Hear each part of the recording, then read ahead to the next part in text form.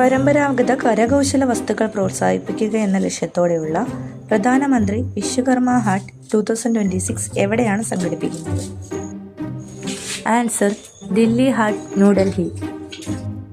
2026 republic ദിന പരേഡിൻ്റെ പ്രധാന theme? Answer: 150 years of Vande Mataram. പ്രത്യേകതകൾ: ഇന്ത്യൻ ആർമി ആദ്യമായാണ് അനിമൽ കോണ്ടിജന്റിനെ റിപ്പബ്ലിക് ഡേ പരേഡിൽ ഉൾപ്പെടുത്തുന്നത്. ബാറ്റിൽ അരേ മോഡൽ പരേഡും ഇത്തവണത്തെ പ്രത്യേകതയാണ്.